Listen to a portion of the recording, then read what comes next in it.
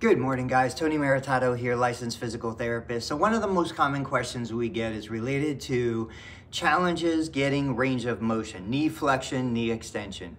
In this video, I'm going to show you one of my favorite ways to work on knee flexion at home using something as simple as an office chair. So this is a standard office chair. I took it away from my desk for a minute.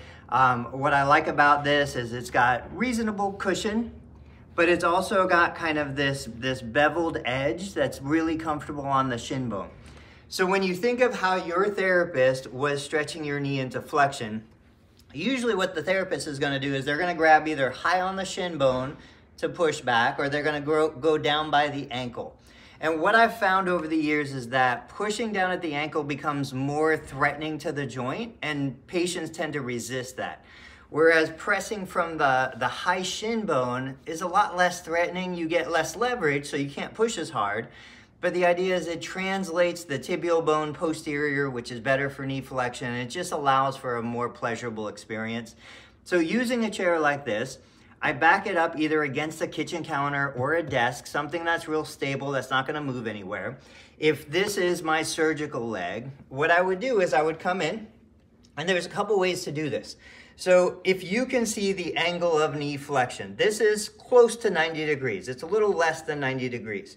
My knee is going to be somewhere around the middle of the seat, and I'm just going to apply a little bit of pressure. Now the pressure can be on the incision as long as your surgeon said it was okay, but the pressure is more so at the bottom, kind of below the knee joint, at the top of the shin bone.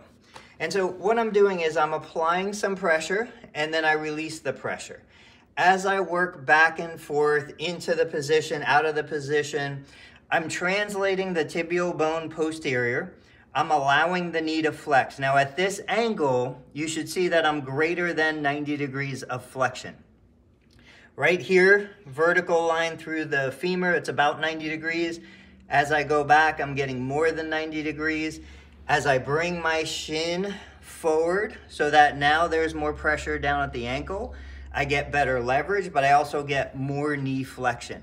So I can really control how much bend I get through my knee depending on where I put my leg on the chair. You have total control over how much pressure, you have total control over what position, how frequently you can do it. I prefer this to heel slides. I prefer this to a lot of other ways that somebody would try to mobilize their own knee at home. But it's one of those things that you have to experiment with. You have to talk to your physical therapist about, see if this is the right thing for you. Obviously, if I'm standing on my right leg and my left leg is my surgical side, my right hip is going to be working a lot. My right leg has to be stable enough to hold myself in this position.